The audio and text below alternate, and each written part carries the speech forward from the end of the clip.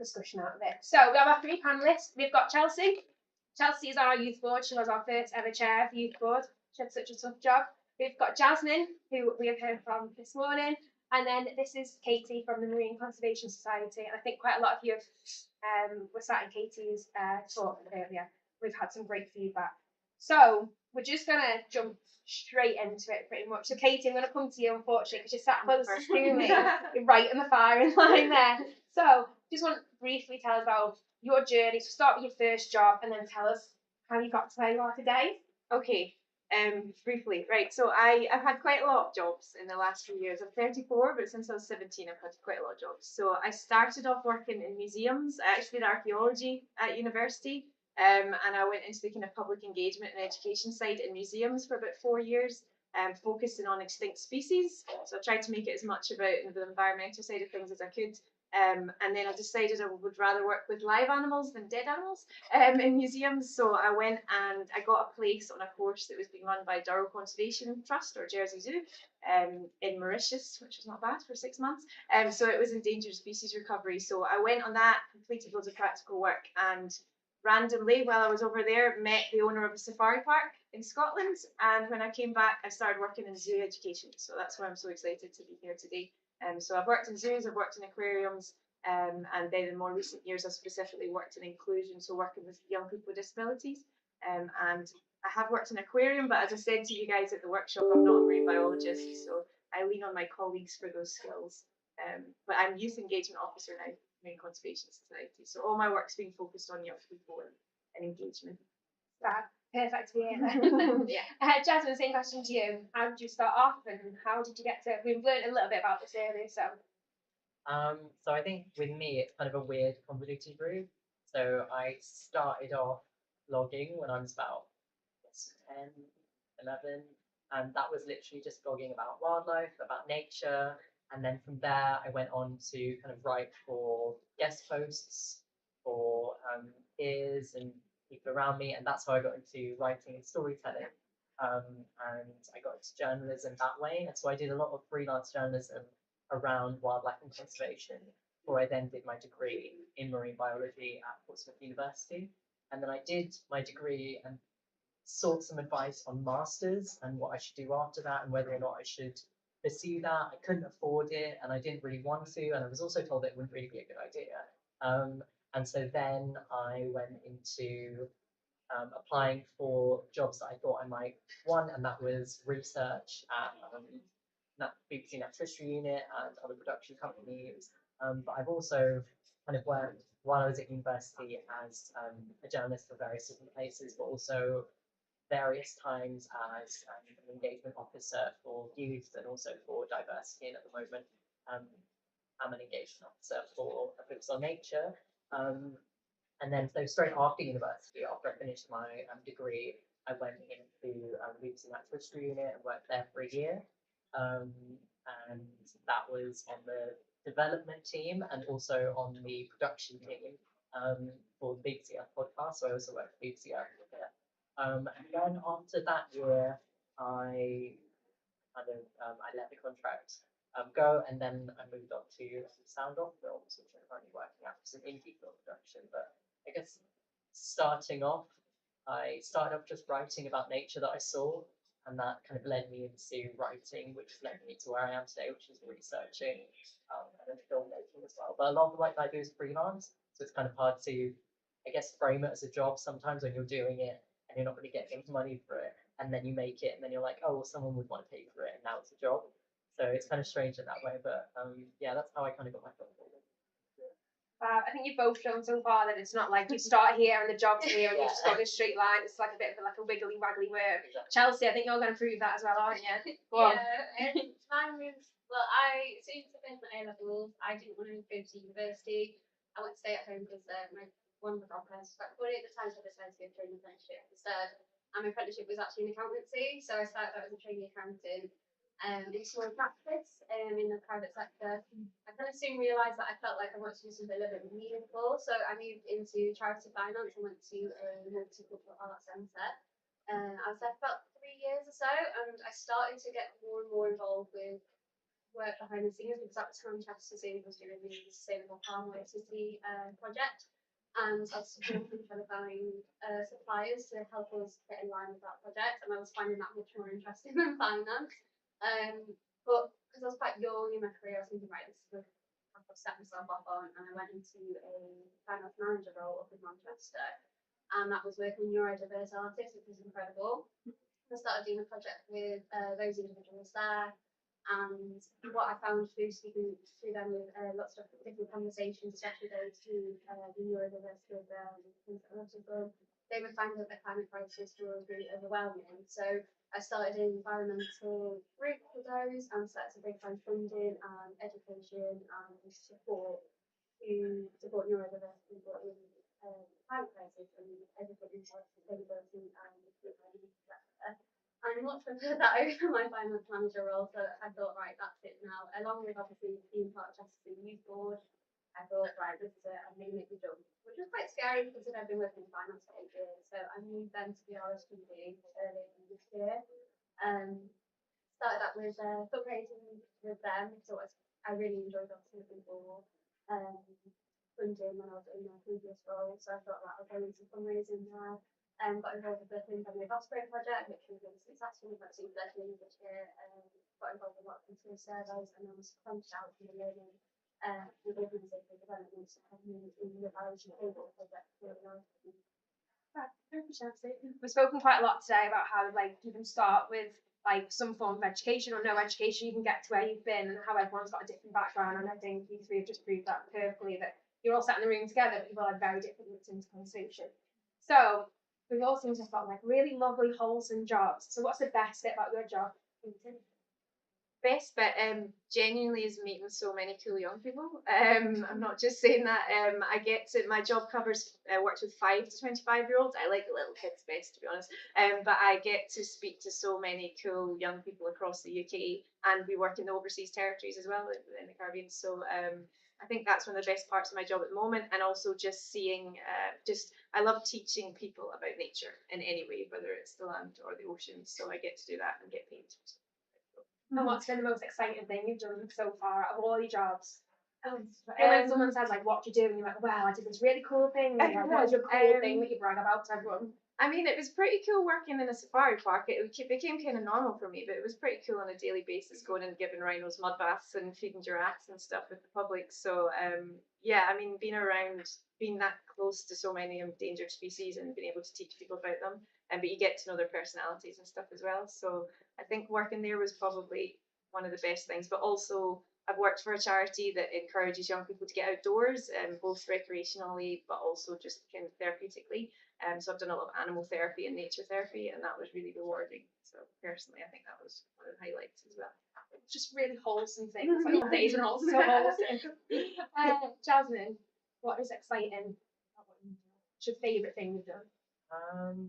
That's a really hard question because I've got so many. Obviously, there's different roles that I have, and I didn't really talk about how I got into speaking, but I think my favourite thing about being able to speak at science festivals and events and things like that is the fact that I get to travel to these places that I never would have been able to if I wasn't speaking at them. Because in terms of accessibility, I've never really been able to afford to go to any of these events or really attend any of them. So actually being able to speak at them is a way that I even get to attend the event. And so I get to attend these events and I get to meet such incredible people. So I remember I went to Cheltenham Science Festival to do a couple of talks there. And there were some amazing scientists and people and just people who had some really cool ideas around education and around science and how to present it to people and all of these different things. And I thought, oh my God, it's amazing that I get to travel here, speak at this, and then I get to speak to you about all of these really cool things, and I get to be part of your group discussion on that. So I think the best part about speaking at events for me is getting to travel to places and meet really cool people that I never would have been able to before. And I think the best part of journalism, freelance journalism anyway, is being given a project on wildlife, pretty much, and being able to research the hell out of it and learn so much about these animals and this wildlife and getting paid for it. Like, that's really cool, especially in terms of wildlife TV research, which I think has been my most favourite role to date, and I'm really excited to go back into it actually because the fact that I got to kind of walk around in the BBC Natural History Unit and go past the Attenborough room, walk past the room where they make Spring Watch, and all of these shows that I grew up with when I was younger, and I just really really enjoy them. And even like Deadly 60 that I grew up when I was younger watching it, and I got to work on it. That's incredible to me, and it's amazing when you get to meet the people behind it, and you get to work behind the camera, and you get to see all these animals. So I think it's the animals and the people that are just so incredible, and just getting to meet all of these things and all of these people and do all of these things that I never would have been able to before. And I think the best experience that I guess I've had, that's a really hard one to pin down. It probably would be the See Our Future campaign because it was a 10-hour shoot, and we travelled all the way to Kent, and it's one of my favourite reserves. It was just an absolutely beautiful area, and we got to travel around. We got to look at ocean wildlife. We got to do this amazing shoot with these incredible people, and it was all for natural history and for our ocean and for conservation to raise awareness. And yet we were enjoying the experience and talking to people who didn't even know anything about the natural world but were artists. And I think that was just an incredible experience. So for me, that's probably the best experience I've ever had. Yeah, I think those are my favourite. Do you struggle with having a job like you do, that you've got all these different things, you do work on a massive project and then it's over and then suddenly like you're so sad to think, what do I do next? Like, do you struggle with that? All the time, my God. And especially when I worked in development the BBC, because you have projects and you work on them, you put all of your love and heart and soul into them, and then you push them off and they're gone. You're on to the next project. And I think with being freelance, it's kind of like that, because your schedule is so flexible. When I'm not working for a company like the BBC and when I'm just working for myself, I have to schedule all my own projects. I have to kind of email people. I have to go, oh, I'm going to do this talk at this time, and everything kind of gets a bit on top of you. But you know you need to do the work because that's your job. And so it kind of gets on top of you, and it is a bit crazy in terms of the scheduling. But I think it's really enjoyable as well because you get to do so many varied things. Like my CV literally looks so random and ridiculous sometimes. There's just so many different random things on it. And sometimes I look at it and I'm like, oh my god, I'm so lucky to be able to do all of these incredible things, and yet still we work around wildlife. Feels like the chop of some trees down next door. I'm sorry, I'm just giving Ed the nod and he's gone to go and sort them out. So we have pots clanging. It's Ed, do us a favour. Chelsie, what do you like best about your job? What's been the most exciting thing you've done? You might have to bellow over this for a minute. I think probably the influence that you can have and resonating with people's passions has been incredible. Like, it's wonderful, and I think in both the experiences that kind of echo that. When I was working on the Osprey project over the summer, it was very touch and go on whether it was going to be a successful project. Because the year before, unfortunately, I failed and it didn't work, and we didn't get any deadlines, and there's a lot of pressure on Osprey doing well in these stuff at once. At one point, they were city. So it was a lot of pressure on it, and there was the day where we exited the lane, and we went to catch, and I was in the hive and I was doing all the monitoring, and we had the public community to have a look, and next to them we could tell the female was off the nest. We was irritated, there's something going on, and I was thinking, right, this has been happening here. And the eggs happened, and it was just so emotional and wonderful, and there was members of the public that were just on a general walk around Inverness that day. Didn't really have much interest in ospreys or how much the effect that this had on osprey populations, or the meaning behind the fact that these ospreys is so important. But that was, It's all going wrong. Sorry.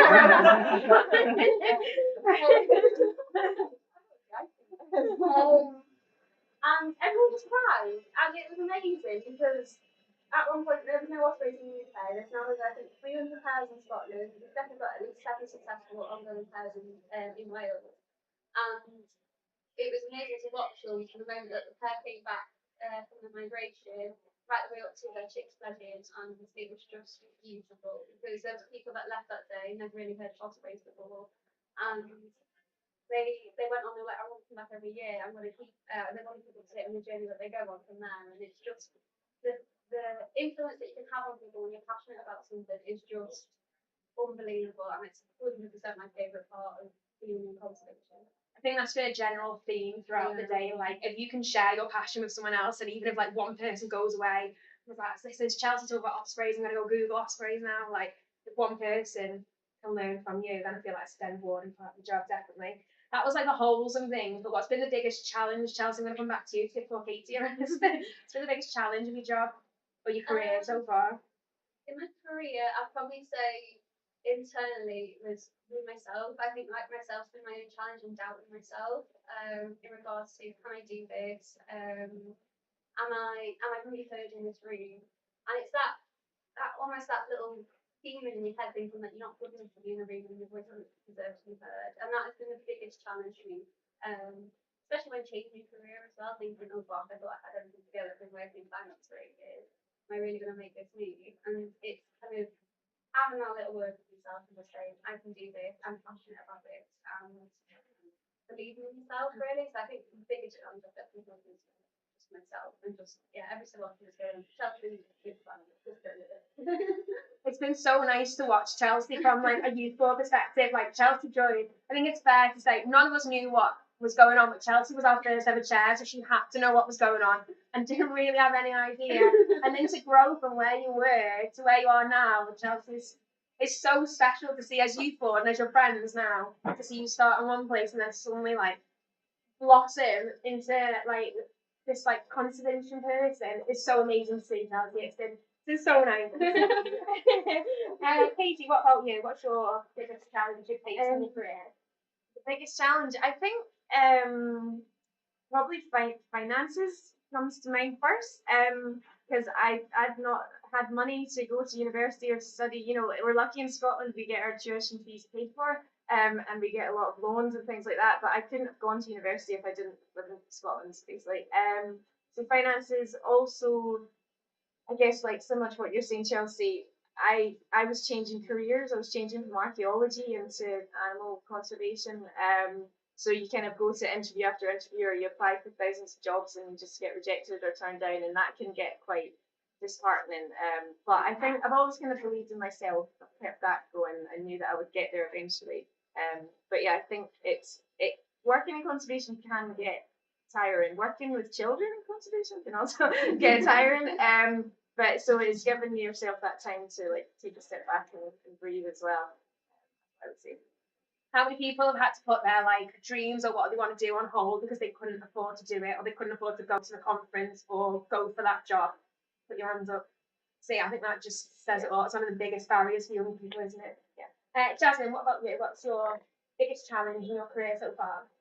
Thing I really resonated with what I said before is it's imposter syndrome. I think a lot of the time it's the fact that you literally don't feel like you're supposed to be the one in that conversation. And sometimes, especially when you're talking about conservation and you're talking about things that are so important, like climate activism, like youth engagement, like anything that any of us have been speaking about today, think to yourself, this is such an important topic. Why am I talking about it? Why am I qualified to talk about this? And you really have to push away that feeling, because really, like I said before, we're all qualified to talk about that because this is our planet, and that's the end of it all. But I think it's been imposter syndrome, but also I think as someone who again isn't really seen in this industry at all, like there's not really that many people of colour. There's not really any trans people. There's not really any queer people. There's just, there's barely any people who look like me. So I have no one to really look at and go, well, you've done it before. You did it. It's fine. I can do it. It's almost like my entire life has been looking at it and going, okay, it's possible, but I don't think I'm supposed to do that.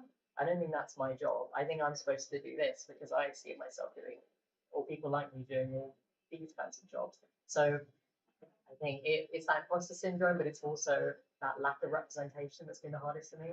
Because so many of the jobs I do are stuff where I'm putting myself in the public spotlight, and I have to be very sure that what I'm saying, I believe in what I'm saying, because I know I'm going to get backlash. And I know there will people who will see me as an easier target because of who I am. And so what I need to do is almost try and believe in myself more. I think also support, it's quite hard when you don't have a strong support system. And I think sometimes a lot of people find this, but I think myself especially, I found that throughout my life, losing kind of support circles in that way, I mean, that it's harder to work in conservation. It's harder to work in a job that requires higher stakes, that you need to be more financially stable for, that you need various different rungs of the ladder for that I don't have. And so it's almost felt like I've been lagging behind a lot my entire career. And so it's really nice when people are like, oh, you've done so much in this short amount of time. And I'm like, it's because I've just been scrabbling around trying to do all of these things just to make up for the fact that I didn't get to do them when I was younger. It's worked out. But I think those things, especially support, imposter syndrome, and representation, I think have been the hardest things for me. Who has had imposter syndrome in this room? Yeah, look at literally, we're all in the same room. We've all had imposter syndrome. It just says it all. Follows on to the next question nicely. Like for everyone that's sat in the room that maybe wants to sit up here and speak, or everyone online that maybe thinks I want to speak at a conference like this, what advice would you give them, Katie? If you want to work in education or work with young people, I would say, I was going to say volunteer, but volunteer or work with all sorts of different organisations. Like I did not just work with conservation organisations. I worked with children's charities and youth clubs and all sorts of things that were just anything that was revolving around young people. And because it all added up and helped me get the roles that I've got basically because of my CV. And also reach out and don't be afraid to speak to people. Like in situations like this, some of the best opportunities I've got in life are because I've gone up to someone and talked to them at a conference and taken their details and followed up. It's a balance of not being too pushy, but also showing that you're willing to learn and you've got that enthusiasm. And try and stay optimistic. I know there's been a few conversations about it today in different calls, and I'm quite a cheery person, but it can get overwhelming. But you know, there's always some hope. There's always something we can work towards. So try and focus on that. We said in our discussion this afternoon, like cling on to the hope, and I think that's never been more me. Like definitely.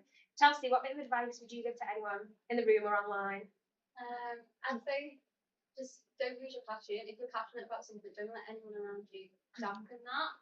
Because it can easily feel like you've got to follow a certain structure or a certain path, and if you don't feel that that's right for you, then 100% don't do so. Because I know when I was thinking about changing career, I had a lot of pressure thinking, well, you've been working in finance for 8 years now, you're almost fully qualified, like why would you want to give that up? And I just said, well, I fell out of love with it and I fallen in love with something else, like why would I not want to follow through with that? Like it's what I want to do. And it's scary because I felt like I was moving into the conservation sector almost 8 years late because of that. But it's understanding that actually I'm adapting the skills that I've learned and created for myself elsewhere and bringing that with me. It's not a disadvantage, it's actually an advantage because it helps you more diversified in regards to the skills that you bring. And then also as well, I'd probably say volunteering in roles, definitely I agree with that one. I think it presents other opportunities, getting to know other people in the sector that have the same passion with you, that aligns with you, that just empowers you so much when you speak to people and that conversation starts bouncing because you're just so excited and empowered about something and you're doing it together, and then that's when your voice gets louder. And I think that's just so valuable because the opportunities that I've had from Zoom now and from other volunteering opportunities that I've had, and then through my career as well, it's presented also with other different things that I've got involved with. That's been life changing, like literally life changing. And to go from being like a young person who felt like I wasn't welcome in any room, that was struggling really bad with the social anxiety, getting these opportunities to challenge myself and put myself out there about something I was passionate about, I feel a lot more proud of the person that I am now from doing so. Amazing. I think we're the first generation that's not stuck in a job for so long. Like our parents, like my dad had the same job from when he was 18 to when he retired last year. He was just like, trained all my life for this, I'm going to stick at it. Whereas we're like, Jasmine's a key because I knew Katie like a serial job hopper role. It's like you follow what you love and you have to like change and adapt to the skills you learn along the way. Definitely help you. Yeah. Fab. Jasmine, what advice would you give? I think what I said before about a support system is probably what I would give advice most on. It's quite hard, like you said, and like some of the talks have been about today, to exist as a young person in this generation, in this time, and work with nature. It's quite a hard environment to be in, not because necessarily it's hard, physical or that kind of work. It's hard mentally to deal with the fact that we are in a world that is facing quite a lot of problems in terms of climate change and in terms of policies, and with governments that won't listen, and with people who are in places of power that won't listen, and you can feel a bit hopeless, I think, in that aspect. But if we do continue to fight, then what's very important is to have a support system. Is to have people around you who you do know, trust, and love. And so if you do get tired of the fight, and you do get tired of talking about animals to people who don't seem to care sometimes, even though you love them so much, then you have somewhere to go, you have somewhere to sit down in the moments where you feel too tired to do anything. And that's so important. And that's something that I wish that I had more of, I think, in the past, and I have a lot of now, is that support. It's that ability to go somewhere and sit down and be yourself, and then get back up again once you've been recharged and go back and fight for nature and for the environment. And I think what's allowed me to be so versatile and flexible is also something else that I would recommend, which is an understanding that you will not necessarily, and I think we've all kind of talked about this a bit, end up in a job that you think you're qualified for. And that is completely fine, because qualifications at the end of the day are a system that I think, as they are set right now, will soon go into extinction, because it's not a way of deeming someone's worth. It's not a correct way of deeming someone's intelligence or ability to do a certain job. So there will come a time, I think, when we have a different way of qualifying people, as it were, for the jobs that they have. So I think don't be scared of the fact that you're applying to a job and you aren't qualified in the way that you think you should be qualified for that role. It's more, I think, in terms of experience, and that's where volunteering comes in. It's more in terms of the passion that you have. Again, that's where like projects, applying for things, doing things online, applying for bursaries, that sort of thing. Because again, those are ways to get money when you're not financially stable. I think just looking out for stuff that you have or can get experience in, and then use that as a qualification. I think that's a useful bit of advice that I wish I'd had more of as well. Who in the room has applied or hasn't applied for a job because they wanted the job but read the job spec and thinks, no, I can't do that? Yeah, look around the room again.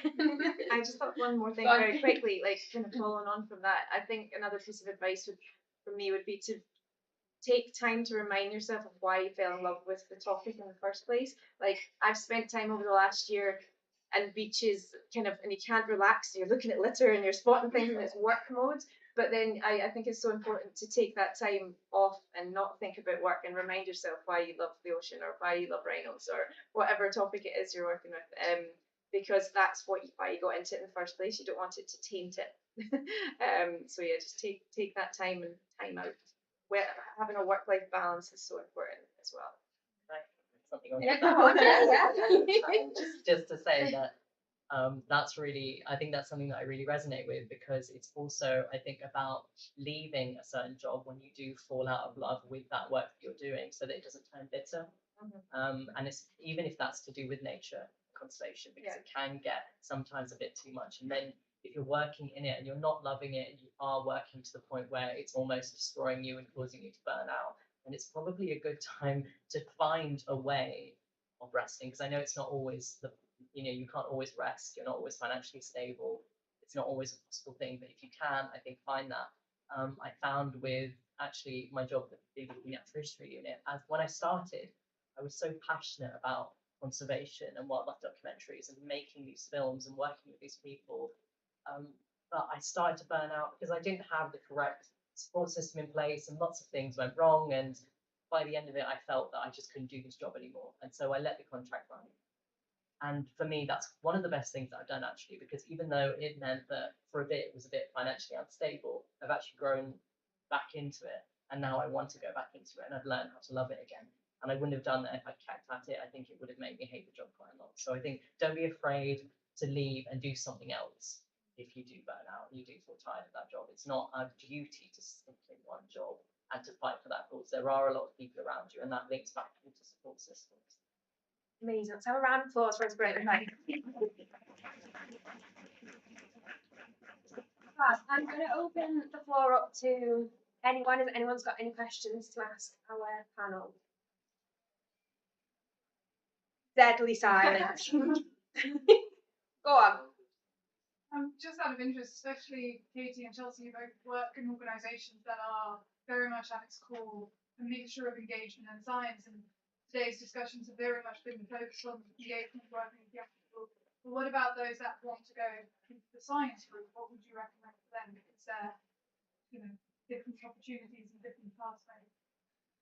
Yeah, I think that's where larger charities are really, really fantastic in regards to the offering that they have. So internships, apprenticeships, into science, I think are so valuable. But I do understand that they are like boulders. So I still think in regards to the engagement side of things, there's more opportunities in the conservation side, of being completely honest.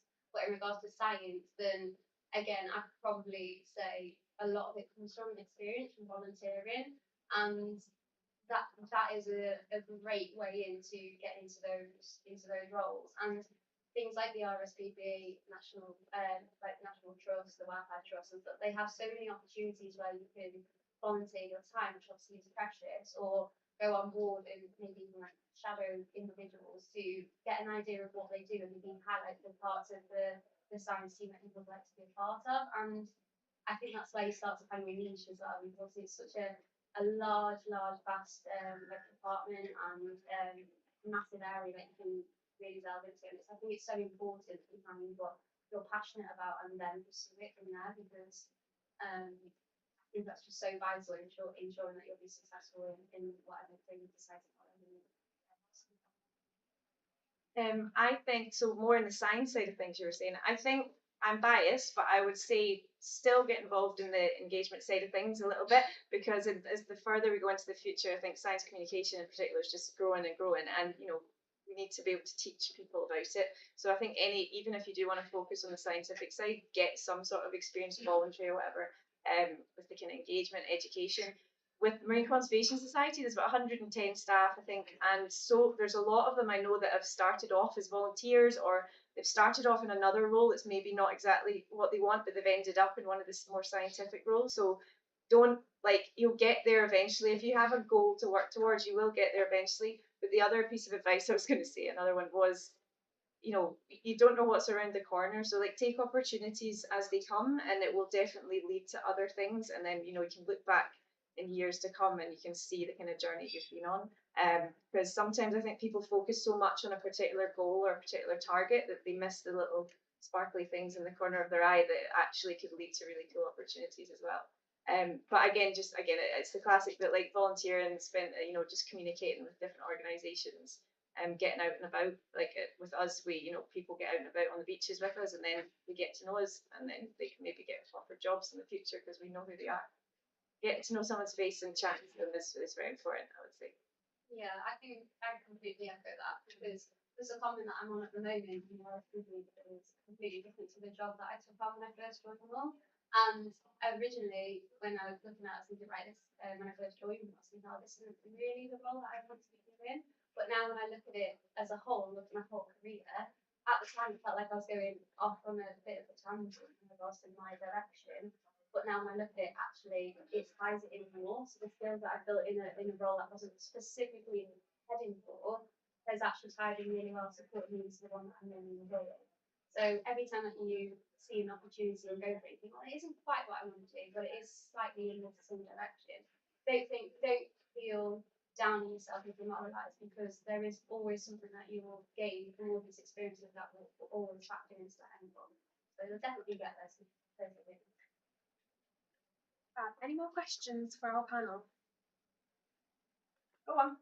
I suppose this room we all have like a shared passion, obviously, conservation animals. But it's just sort of how do you engage people that don't have that or aren't initially interested? Because I know for my role, have to kind of write stories. It's kind of how do you reach an audience that otherwise wouldn't be interested, but maybe they would become. how do you reach great tips? I can sort of start with that. I think we touched on it a little bit earlier on today.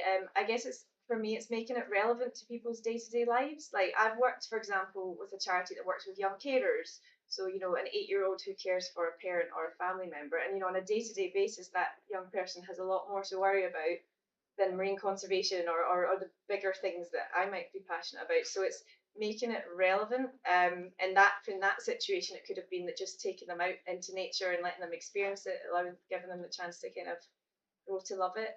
If you've not been exposed to it, I think we've probably all been exposed to nature quite a lot growing up, and that's why we like it, maybe. So exposure as well and experience. I mean, I don't think sitting talking to people is the answer. I think just getting people outside and actually experiencing stuff is the best way, particularly with young people.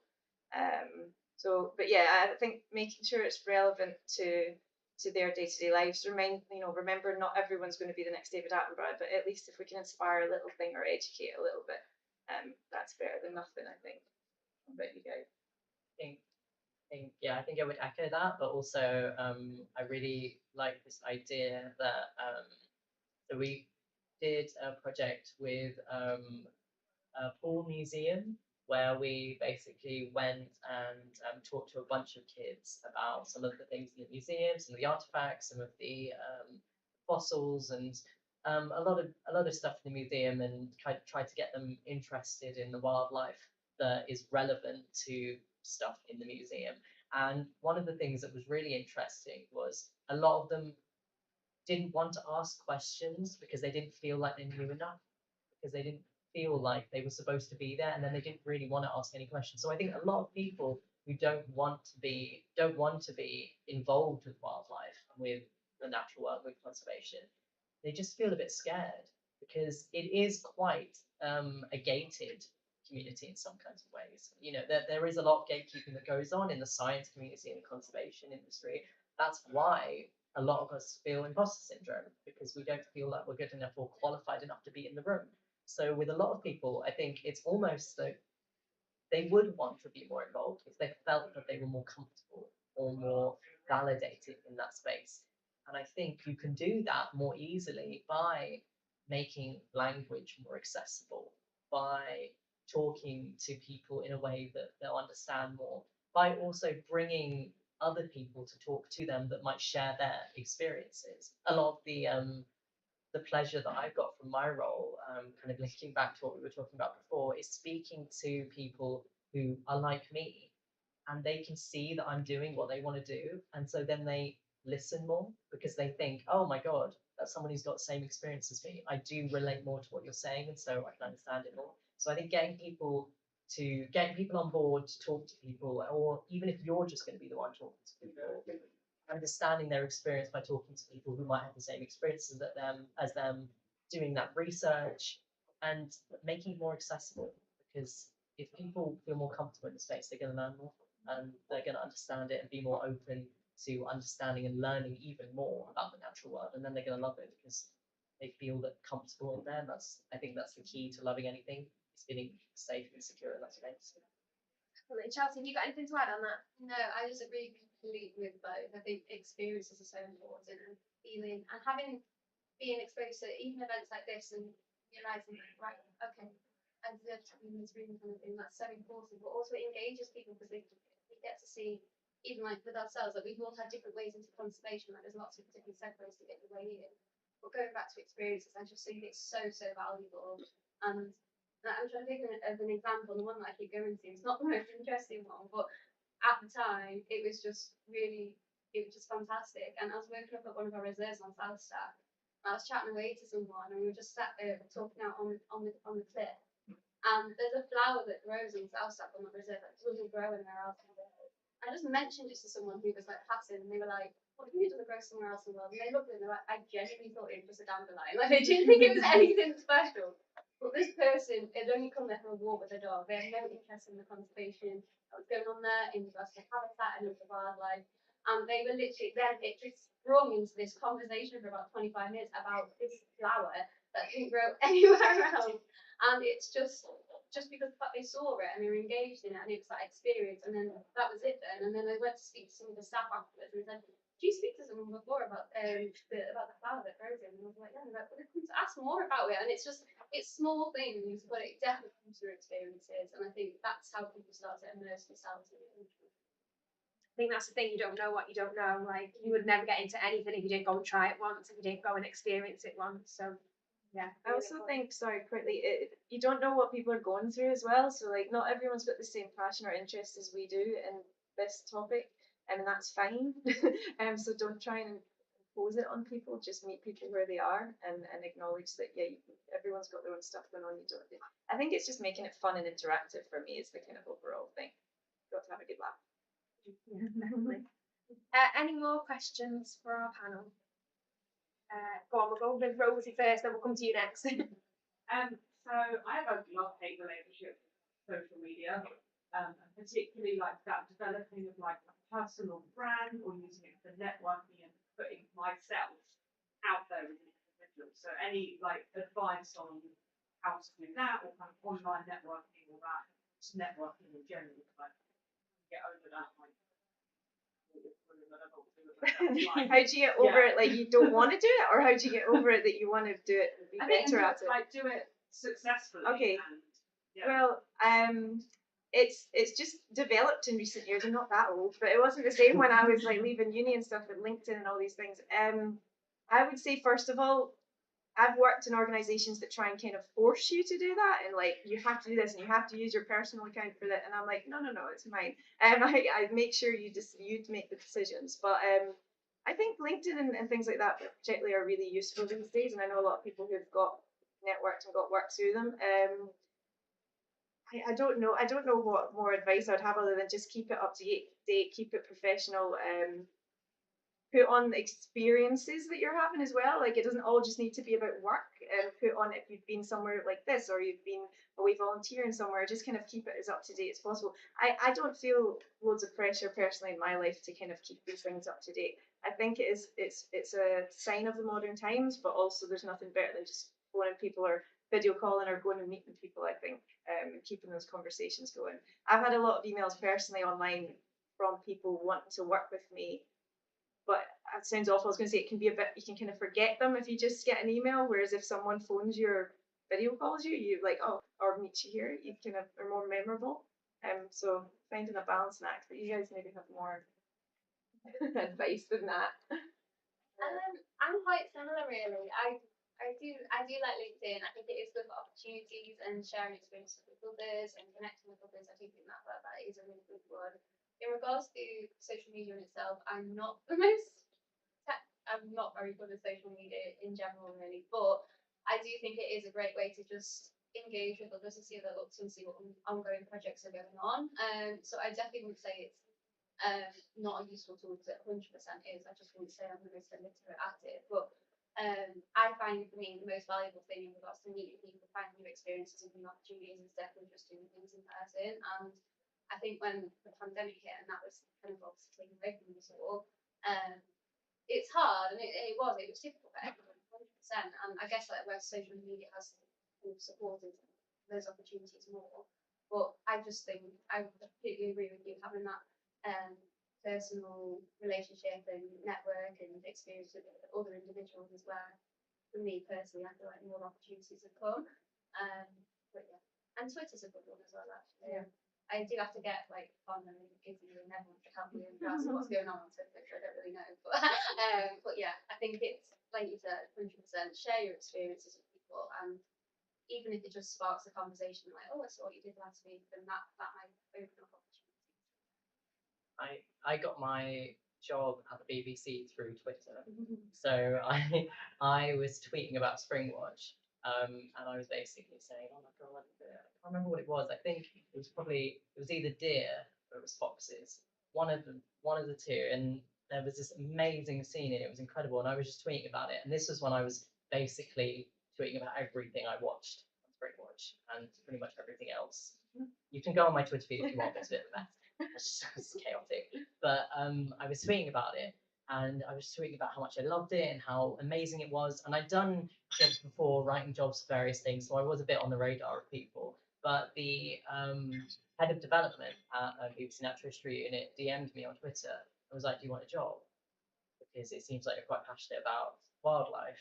I've just seen your tweets on Springwatch, and I was like, yes, of course I would like a job. That's amazing.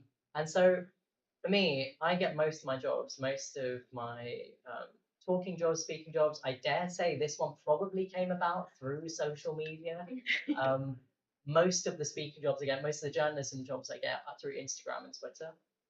I use them a lot to grow what I call the message that I've got, and kind of talk to a lot of different people who wouldn't normally see these kinds of things. So I'm in a lot of different circles that now overlap, because I'm on journalism Twitter, I'm also on nature Twitter, but I'm also on queer Twitter, also on drag Twitter, all of these different amazing different things, animation Twitter. There's lots of different people that have now been connected through my shared interest of lots of different things. So actually, so I really resonate with talking about having a personal account as well, having it private and being controlling of how much you're on it, because it has burnt me out before. I have felt quite tired from using too much social media and trying to be on everything all the time and trying to be on top of all the news you hear all the time. It can get very tiring. So I think that's very good, but also I think what's really useful is showing that personal side. And I think for me,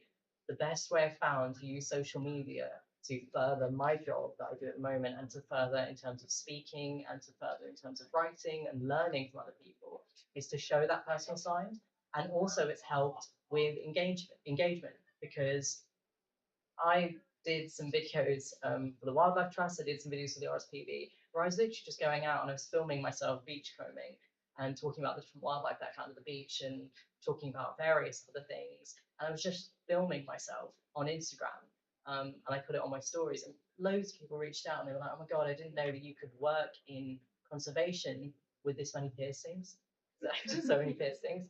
And that was really, really weird to me, because I thought, oh my god, that's not something that I've actually thought was very strange before, but now it actually is, because I don't see many people. So that's a small example, but it helps with engagement when you show your personal side on these things. And I think it also helps with me showing the message of, I can also share things about other things that I'm passionate about, like I've said before, other activist scenarios maybe that I think are important. For example, there are certain people in poverty, or these people are in danger, or this animal is in danger, and then all of it gets mixed together, and people end up seeing all of these different things because you're showing all of your interests in one place.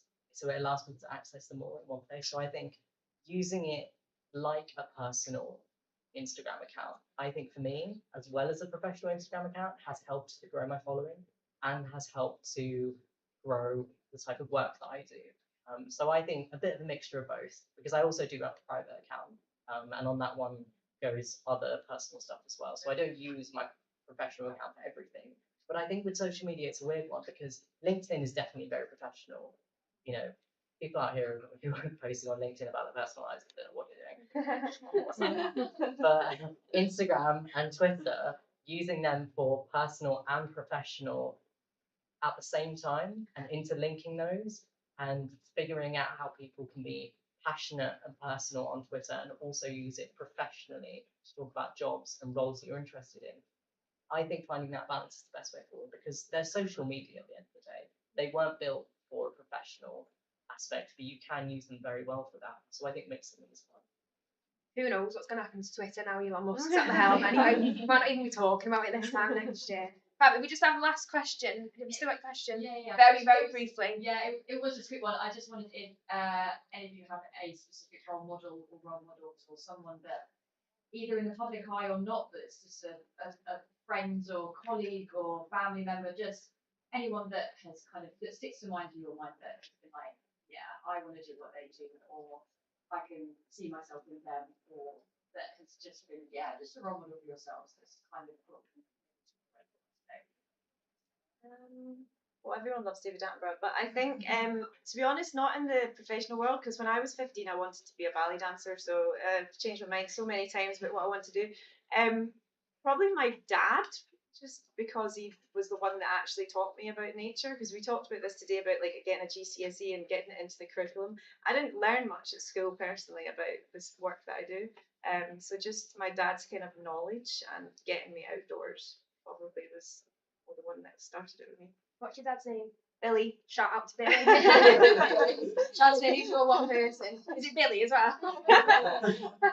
He is very inspirational. I have not met. Oh my god, we got the same one.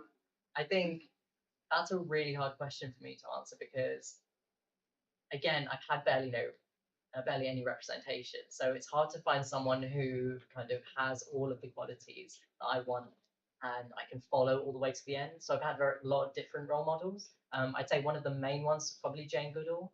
I love Jane Goodall and I love the work that she does, especially with apes and with chimpanzees. And I just thought it was absolutely incredible. And I think when everyone was going on about David Attenborough, who again I do love and I think has a useful place in conservation, obviously. But Jane Goodall is just amazing, and I just think the work that she's done and the fact that when she speaks in documentaries, you can really see that kind of wisdom and that growth. I think she's incredible. So I think probably Jane Goodall. Another one that I've been saying recently when people ask me is I know people talk about the idea of Mother Nature and this idea of nature being a person. I think for me, Sorry, that's not a freebie, it's just Santa, honestly. That's our cue to like wrap it up, sorry. Go on. should have said Santa. But I'd say any sort of personalization of nature I would view as a role model. I think the ideologies and the ideals and the goals that we get from nature are the best things we can follow sometimes because they do reflect a lot of the values that we want in ourselves. And especially as someone who talks about queerness, flexibility, and that understanding of personal journey and reflection, those are best shown in nature. So I think role model wise, Jane Goodall or the tree. Chelsie, who's your one person? I'm really, really inspired by the sports. The reason why I wanted to join the RSPB in the first place was the founder of the RSPB was Emily Williamson, who at the time there was minimal rights for women, but she felt so passionate, and the group around her felt so passionate about looking after wildlife, and the fashion at the time was to have exotic bird feathers in their hats and things, and they felt so passionate about it, and they nothing stopped them in regards to getting their message heard and getting that RSPB established. So 100% Emily Williamson in that sense. And then I guess personally, I'm not going to gush about you guys, but it's definitely the rest of the youth board. Like, I I felt was so, waiting for you to say that, Chelsea. Yeah. It's like, when's it coming? If I didn't have my experience at the youth board, I still would be working in finance, and it was a great career option for me when I left school. But I came to the point where I was burnt out, I was sad, and I knew it wasn't what I wanted to do. And it was 100% the people around me that pushed me to kind of go what I was going for, what I was passionate about, really. So yeah. Fab. If we can give it up for our panel, Chelsea.